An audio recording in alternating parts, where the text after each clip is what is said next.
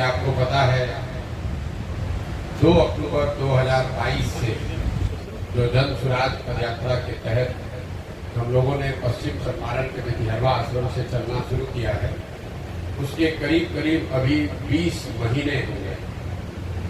2 अक्टूबर को 2 बरस होगा। बीच में हम लोग कुछ 1-2 महीने रुके भी, क्योंकि लोकसभा का चुनाव था। और इन 20 महीनों में पश्चिम चंपारण से चल के पूर्वी चंपारण, शिवहर, सिवान, गोपालगंज, सिवान, छपरा, वैशाली, समस्तीपुर, मुजफ्फरपुर, सीतामढ़ी, दरभंगा, मधुबनी, खगड़िया, बेगूसराय, सहरसा होते हुए हम लोग अभी मधेपुरा पहुंचे हैं 2 दिन पहले। मधेपुरा में मैं अभी 15-20 दिन रहूंगा। प्रयास होगा कि हर प्रखंड में जहां तक हो सके, जितने गांव में, जितने पंचायत में जाने की जरूरत हो वहां जाएं। हर गांव में जाना संभव नहीं है, लेकिन इतने दिन मधेपुरा में जरूर रहेंगे ताकि यहाँ के हर प्रखंड, हर पंचायत की समझ बन जाए। क्योंकि जन स्वराज का एक उद्देश्य ये है, इस पदयात्रा के जरिए हर पंचायत की जमीनी हकीकत को समझकर पंचायत वाइज अगले 10 बरस के विकास की एक योजना बनाई जाए। उस योजना में उस पंचायत के अगले 10 साल में विकास के लिए क्या कुछ किया जाएगा ये तो बताया ही जाएगा, लेकिन साथ साथ हम लोग 3 बात निश्चित तौर पर बताएंगे कि आपके यहाँ का हर पंचायत, हर एक पंचायत में बच्चों के पढ़ने की सुविधा कैसे होगी, 800 से 1200 नए रोजगार के अवसर कैसे पैदा किए जाएंगे और वहाँ की कृषि को लाभदायक खेती कैसे बनाया जाएगा। ये 3 बात बिहार के 8,500 पंचायतों में हर पंचायत के लिए बनाई जा रही है। इसीलिए इतना समय लगता है। आप देख रहे हैं कि 20 महीने में कुल 17-18 जिले में हम लोग चल पाए। करीब करीब 60% बिहार हुआ। हालांकि जिलों की संख्या के हिसाब से आपको आधा दिखेगा, लेकिन कुछ जिले बड़े हैं, कुछ छोटे हैं, तो करीब करीब 60% बिहार हम लोग चल पाए हैं। अभी आगे ये यात्रा 1 साल चले, 1.5 साल चले, अभी चलती रहे, इसको रुकना नहीं। जो एक बार संकल्प लेकर काम शुरू किया है वो काम करते रहे। जन स्वराज इस अभियान में एक लक्ष्य ये भी है कि बिहार में विकल्प के अभाव में लोगों को, गलत नेताओं को, गलत दलों को जानते बूझते वोट देना पड़ता है। उससे बचाने के लिए एक नया दल और विकल्प बने, जो दल किसी व्यक्ति प्रशांत किशोर का, किसी जाति विशेष का, किसी एक परिवार का न होकर उन सारे लोगों का हो जो बिहार में एक नया दल, एक नया विकल्प बनाना चाहते हैं। तो जब मैं मधेपुरा में हूँ, जब मैं सहरसा में था, जब मैं पीछे के जिलों में था, तो एक लक्ष्य ये है कि वहाँ से वो उन सारे लोगों को इकट्ठा किया जाए जो लोग एक नया दल, एक नया विकल्प बनाना चाहते हैं। वो लोग राजनीतिक दलों से जुड़े हुए लोग हो सकते हैं, वो गैर राजनीतिक लोग हो सकते हैं जो बिहार के इस नए प्रयास में अपना कंधा लगाना चाहते हैं। जो भी आएगा वो सब मिलकर ही दल बनाएंगे। और जो घोषणा की गई है 2 अक्टूबर को, जब हम लोग करीब करीब 70% बिहार कर लेंगे, तब तक सारे लोगों को इकट्ठा करके 2 अक्टूबर को नया दल बनेगा। जब ये दल बनेगा तो एक जो हम लोगों ने घोषणा शुरुआती दिनों में करी थी, जब ये दल बनेगा तो इसके नेता प्रशांत किशोर नहीं होंगे। तो दल का नेता कौन होगा? दल का नेता 2 अक्टूबर को जो लोग साथ में आकर दल को बनाएंगे, वो लोग मिलकर इस दल के नेता का, नेतृत्व का चुनाव करेंगे और उसको सार्वजनिक किया जाएगा, ताकि आपको पता चलेगा कि इस 2-2.5 साल के प्रयास से किन लोगों को बिहार से इस दल, इस विकल्प को बनाने के लिए जोड़ा गया है और कौन लोग हैं जो इस दल को आगे बनाएंगे और चलाएंगे। मेरी भूमिका जो अभी है, 2 अक्टूबर के बाद भी मेरी भूमिका वही रहेगी। मैं अपनी पदयात्रा जैसे अभी कर रहा हूँ, वो आगे गांव-गांव बिहार में घूमने, जानने, समझने का प्रयास वही करता रहूँगा। गांव-गांव में जाकर लोगों को बताना, समझाना कि उनको कैसे वोट देना चाहिए, क्या करने से उनकी गरीबी खत्म होगी, ये बात बताने की प्रक्रिया 2 अक्टूबर के बाद भी जारी रहेगी। अब मैं संक्षेप में अभी मेरे जो 20 महीने के अनुभव रहे वो आपको बताऊं। बिहार में इन सारे जिलों में 60% बिहार घूमने के बाद जो मुझे सबसे बड़ी समस्या लोगों ने बताई, जो आंखों से हमने देखी कानों से सुना, उसमें पलायन और बेरोजगारी ये बिहार का सबसे बड़ा मुद्दा है। कई लोगों को लगता है कि पलायन जो है वो गरीबों की समस्या है। पलायन की जब हम बात करते हैं आपको लगता है कि पलायन का मतलब है लोगों का यहाँ से मजदूरी करने जाना। पलायन का ये समुचित चित्रण नहीं है। बिहार में पलायन से सिर्फ गरीब प्रभावित नहीं है। बिहार में सिर्फ लोगों का बिहार से पलायन नहीं हो रहा है। बिहार में पलायन के 3 पहलू हैं। यहाँ पर जो गरीब है वो तो मजदूरी करने जा रहा है, लेकिन जो मध्यम वर्गीय परिवार हैं, जो समृद्ध परिवार हैं, उनके बच्चे भी पलायन कर रहे हैं। पलायन से अछूते वो भी नहीं है। फर्क बस इतना है कि गरीब घर के बच्चे जो हैं वो मजदूरी के लिए बाहर जा रहे हैं, और जो मध्यम वर्गीय परिवार के बच्चे हैं वो पढ़ाई नौकरी के लिए बाहर जा रहे हैं। श्रम का पलायन इसलिए है क्योंकि यहाँ से बड़े पैमाने पर बुद्धि और पूंजी का पलायन। इस बात को आप समझिए, यहाँ पर जितने लोग मजदूरी करने जा रहे हैं उतने ही लोग पढ़ाई और नौकरी करने भी जा रहे हैं, और इन दोनों के पीछे जो कारण है वो है पूंजी का पलायन। पिछले 30 वर्षों में, एक आंकड़ा दे रहा हूँ याद रखिए, पिछले 30 वर्षों में 1990 से लेकर पिछले वित्तीय वर्ष तक करीब 26 लाख करोड़ रुपया, याद रखिए 26 लाख करोड़ रुपया बिहार के लोगों का पैसा, ये बाहर का पैसा नहीं है, जो बिहार की गरीब जनता का पैसा है, ये बिहार के बैंकों ने यहाँ से दूसरे राज्यों में ट्रांसफर कर दिया। 26 लाख करोड़ रुपया बिहार के लोगों का पैसा बिहार के बैंकों ने अपने माध्यम से उन राज्यों में भेज दिया जहाँ फैक्ट्री लग रही है, जहाँ रोजगार हो रहा है, जहाँ तरक्की हो रही है। और ये रिजर्व बैंक ऑफ इंडिया का आंकड़ा है। तो मेरा और जनसुराज का ऐसा मानना है कि जो श्रम का पलायन अगर रोकना है तो उसके लिए सबसे पहले पूंजी और बुद्धि का पलायन रोकना होगा, क्योंकि जब तक यहाँ पूंजी का निवेश नहीं होगा, जो बौद्धिक तौर पर पढ़े लिखे समझदार लोग नहीं होंगे, तब तक यहाँ उद्योग धंधे नहीं लग सकते हैं, रोजगार के अवसर नहीं पैदा होंगे, और वह जब वो रोजगार का अवसर होगा नहीं तो गरीब लोगों को मजबूरी में पलायन करते ही रहना पड़ेगा। तो जनसुराज की जो सोच है, जो हम लोग बता रहे हैं कि 1 साल में पलायन को रिवर्स किया जा सकता है, 1 साल में यहाँ से बाहर गए लोगों को वापस किया जा सकता है, उसके पीछे सिर्फ यही अध्ययन है।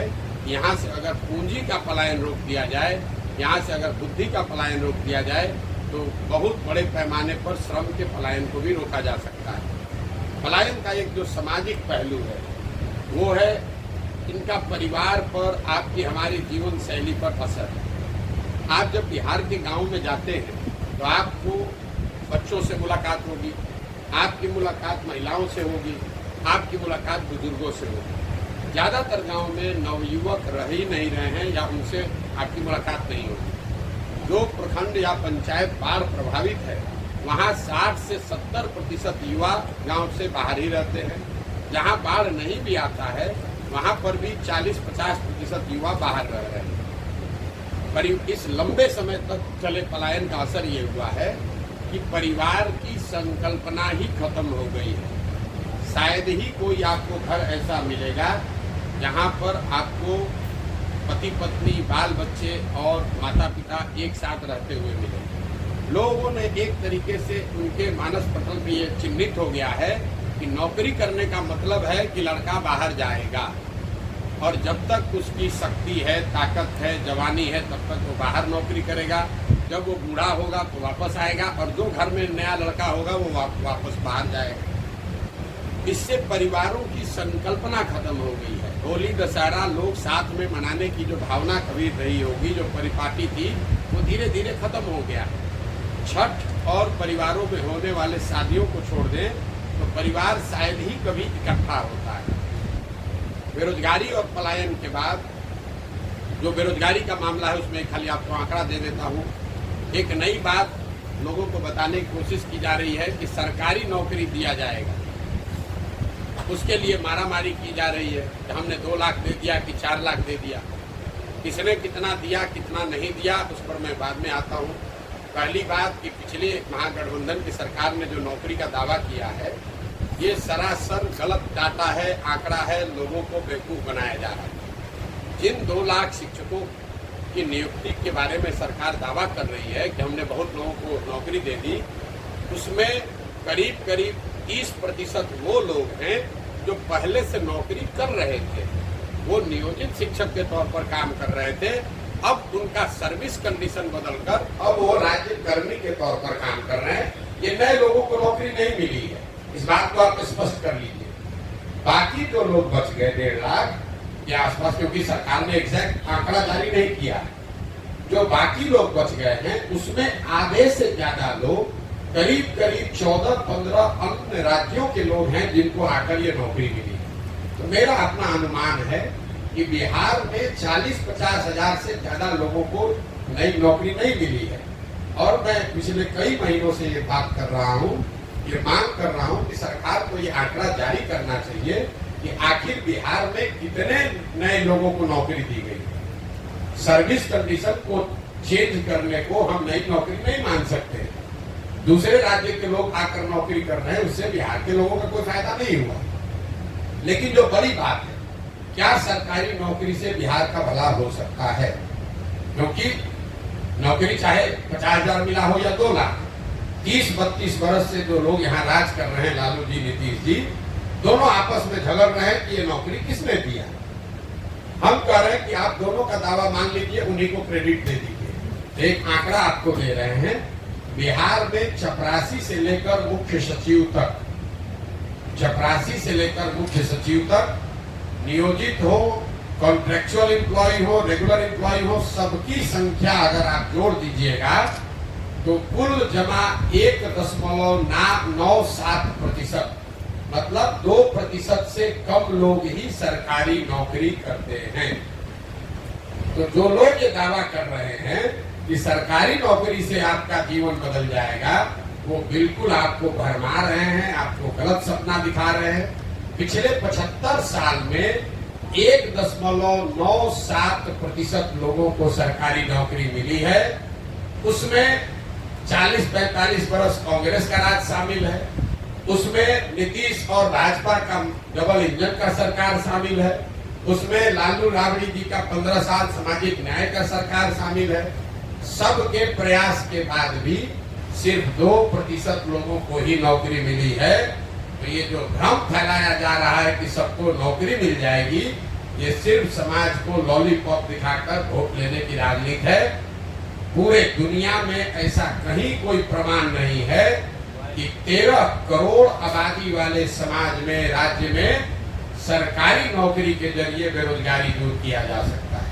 दुनिया में इस बात का जरूर प्रमाण है कि अगर लोगों को अच्छी शिक्षा दे दी जाए, उनको स्किल दे दिया जाए और उनको काम करने की सुविधा और पूंजी दे दी जाए, उससे उनको रोजी रोजगार मिल सकता है, उससे उनकी गरीबी दूर हो सकती है।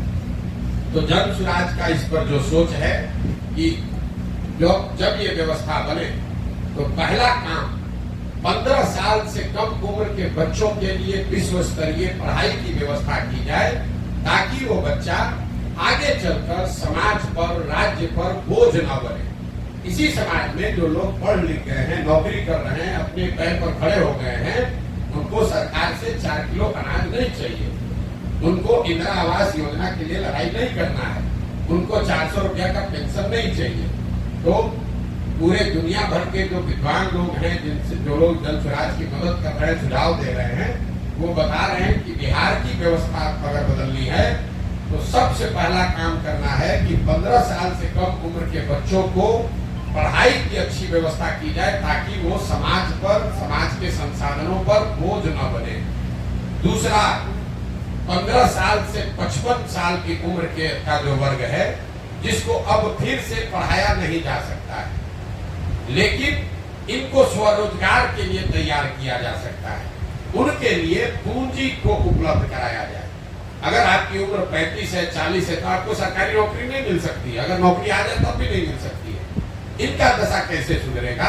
जो सबसे बड़ा वर्ग है 15 से 55 की उम्र के लोगों को पूंजी की उपलब्धता कराई जाए ताकि घर घर रोजी रोजगार खुल सके।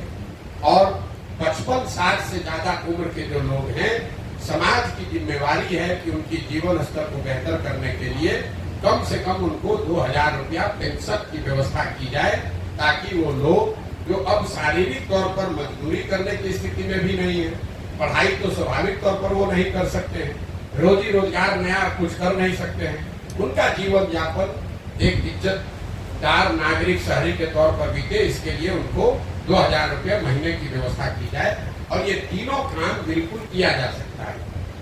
कोई कहेगा भैया शिक्षा कैसे सुधरेगा, तो शिक्षा को लेकर बिहार सरकार केंद्र सरकार दोनों के पैसे को जोड़ दीजिए तो करीब करीब 50,000 करोड़ रुपया हर साल बिहार में खर्च हो रहा है बच्चों के पढ़ाई के लिए। 50,000 करोड़ रुपया, और 50 बच्चे भी अच्छी शिक्षा नहीं पा रहे हैं। तो जो जनसुराज की सोच है, विजन है कि अगर इसमें से 1/3 पैसा 15,000 करोड़ रुपया भी हर साल नई शिक्षा व्यवस्था बनाने पर खर्च किया जाए, तो हम लोगों का अनुमान है कि हर प्रखंड में, नेतरहाट का आपने नाम सुना होगा, नेतरहाट के स्तर के विद्यालय अगर हर प्रखंड में एक विद्यालय खोलना हो तो करीब करीब 15 से 20,000 करोड़ रुपया उसका सालाना खर्च आएगा।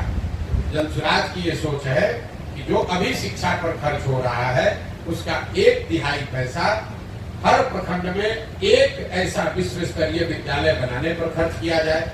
और अगर हर साल हम लोग एक विद्यालय अच्छा वैसा बनाएंगे तो अगले 5 साल में हर प्रखंड में 5 ऐसे विद्यालय बन जाएंगे जिसका स्तर नेतरहाट का होगा। मॉडल ये है कि हर गांव में स्कूल बनाने के बजाय, हर बच्चे तक अच्छी शिक्षा पहुंचाने के बजाय हर बच्चे को अच्छे शिक्षण संस्थान में पहुंचाया जाए।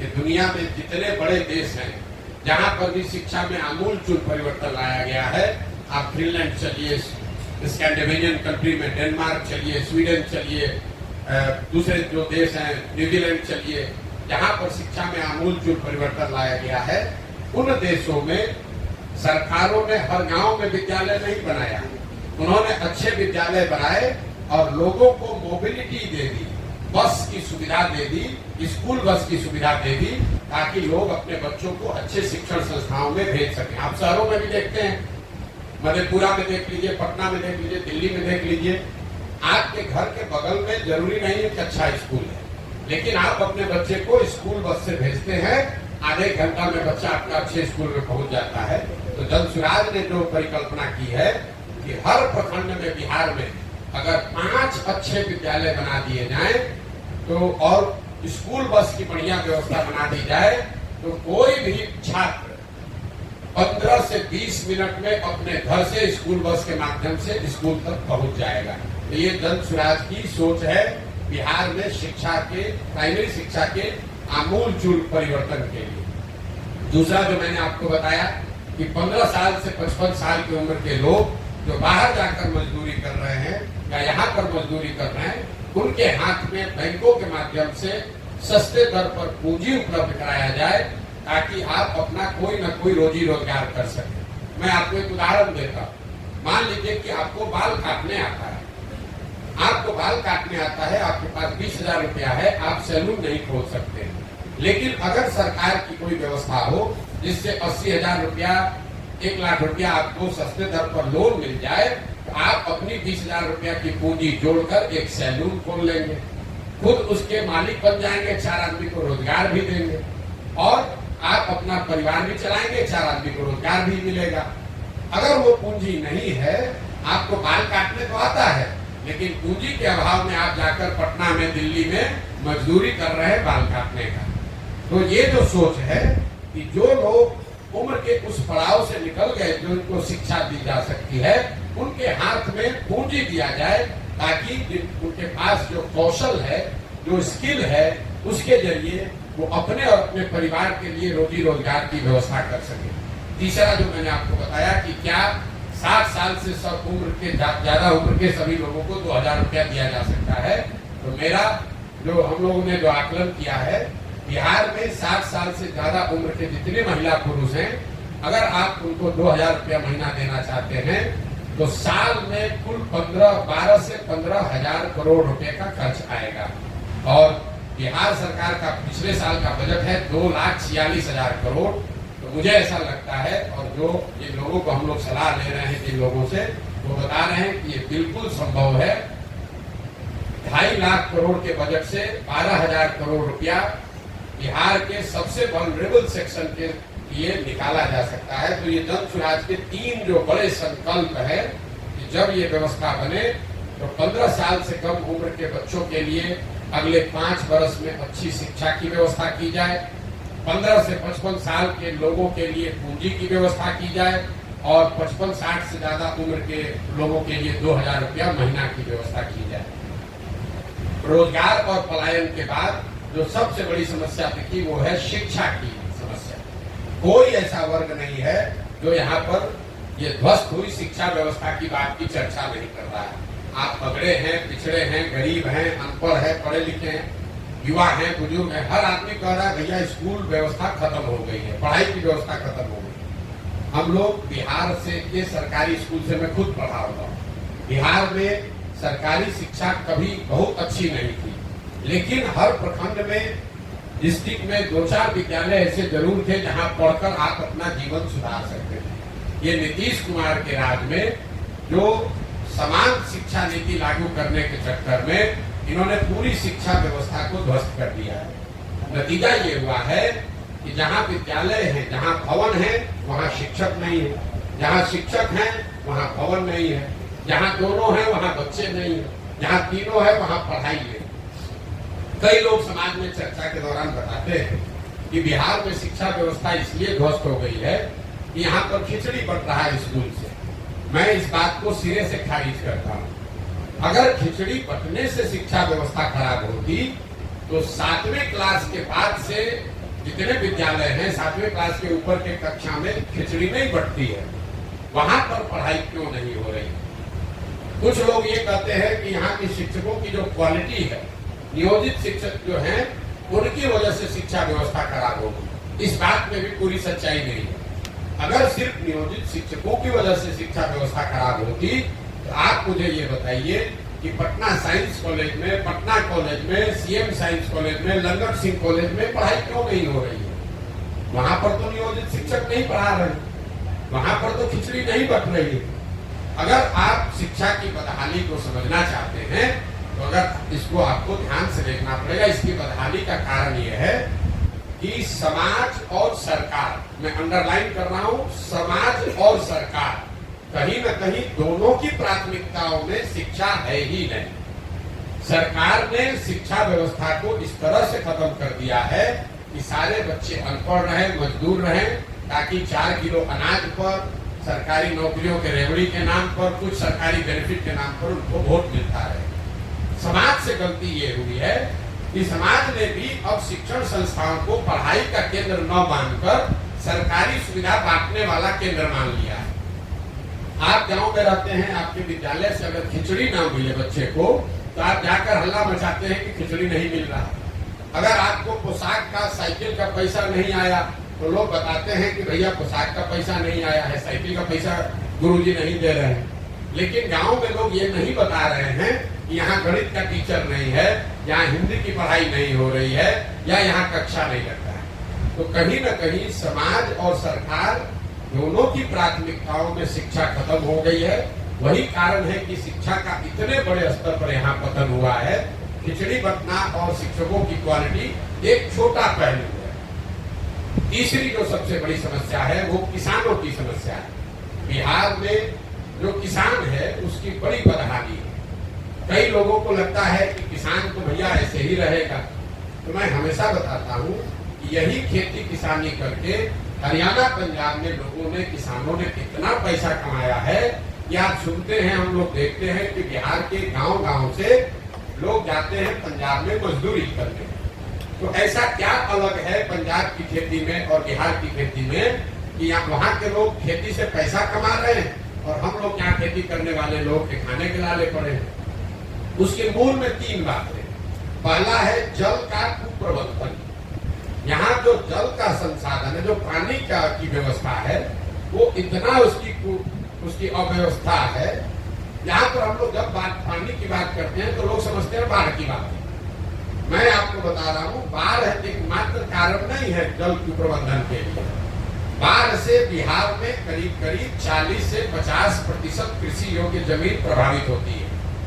बाकी बचे जो 50% जमीन है उसमें करीब करीब आधी जमीन, मतलब पूरे बिहार के एग्रीकल्चर की करीब 1/3 जमीन जल जमाव से प्रभावित है। ये आप बात को समझिए। बाढ़ की चर्चा खूब होती है, जहाँ पानी लग जाता है उसका आप कभी चर्चा नहीं करते। जो और नदियों के कटाव का जो मामला, नदी पर परिणाम ये हुआ है कि उत्तर बिहार में जो नेपाल से लगते हुए जिला है, दोनों चंपारण है, शिवहर है, सीतामढ़ी है, मधुबनी है, सुपौल है, ये जो तराई वाले जिला है, यहाँ पर बाढ़ है और नदियों के रास्ते बदलने से जो कटाव का मामला है उससे सैकड़ों एकड़ जमीन लोगों की बर्बाद हो गई है। अच्छे खासे किसान, ओवरनाइट नदी ने रास्ता बदला, आपके जमीन पर बालू पड़ गया, आप बिल्कुल मजदूर गरीब हो गए। लेकिन जब आप तराई के जिलों से नीचे जाएंगे, आप गोपालगंज जाइए, गोपालगंज के बाद सिवान जाइए, सिवान के बाद छपरा जाइए, समस्तीपुर, वैशाली, मुजफ्फरपुर, दरभंगा, खगड़िया, इन जिलों में आप देखेंगे हर पंचायत में हजारों एकड़ जमीन ऐसी है जहां जल जमाव है, पानी निकलता ही नहीं, वहां एक ही फसल होती है। इस पर कोई सरकार की चर्चा, न प्रेस में कोई बात होती है। लोकल स्तर पर लोग बात करते हैं कि भैया यहाँ 2000 एकड़ पानी लगा रहता है, लेकिन सरकार का कोई समुचित इस पर प्रयास नहीं है। और तीसरा पहलू है सूखे की। बिहार देश में, ये आंकड़ा याद रखिए, बिहार देश के बड़े राज्यों में एकमात्र ऐसा राज्य है जहाँ पिछले 10 वर्ष में सिंचित भूमि की मात्रा 11% से कम हो गई। याद रखिए, 10 साल में सिंचाई वाली जमीन 11% से कम हो गई। ऐसा क्यों? जो पहले से भी नहर बने हुए थे, जो नलकूप थे, माइनर इरिगेशन के प्रोजेक्ट थे, वो रख रखाव के अभाव में बंद हो गया है। तो जब हम लोग गांव देहात में चलते हैं तो लोग बताते हैं भैया ये नहर है, पानी कभी आता था अब नहीं आता है, यहाँ बोरिंग था, कैनाल था, अब बंद हो गया। तो ये जो पहली समस्या है, बाढ़, जल जमाव और सूखा, इन तीनों को मिलाकर जो इतना बड़ा कुप्रबंधन है कि करीब करीब 2/3 जमीन या तो बाढ़ से प्रभावित है, या जल जमाव से प्रभावित है, या पानी नहीं रहने के वजह से सूखे से प्रभावित है। दूसरी बड़ी समस्या है भूमि सुधार। बिहार में समाजवाद की बात हुई, सामाजिक न्याय की राजनीति हुई, लेकिन बिहार में आपने भूमि सुधार की चर्चा कभी नहीं सुनी होगी। नतीजा ये है कि पूरे देश में 100 में 38 लोगों के पास जमीन नहीं है, जबकि बिहार में 100 में 60 लोगों के पास 1 इंच 1 धूर जमीन नहीं है। याद रखिए, 100 में 60 लोगों के पास बिहार में जमीन नहीं है। हजारों एकड़ जमीन ऐसी है जिसका मालिकाना हक भूमि सुधार लागू नहीं होने की वजह से डिस्प्यूटेड है। आप किसी भी कोर्ट कचहरी में चले जाइए, करीब करीब 1/3 केस कोर्ट में जमीनों के मालिकाना हक को लेकर जुड़ा हुआ है। तो जब जमीनों का मालिकाना हक क्लियर ही नहीं है, इसीलिए आपको दिखता है कि उनकी प्रोडक्टिविटी कम है, उसमें आप इन्वेस्टमेंट नहीं कर सकते। दूसरा जो इससे जुड़ा हुआ भ्रष्टाचार है, आपको रसीद कटाना है, दाखिल खारिज कराना है, 2000, 5000, 10,000, 20,000 रुपया दीजिएगा तभी काम होगा।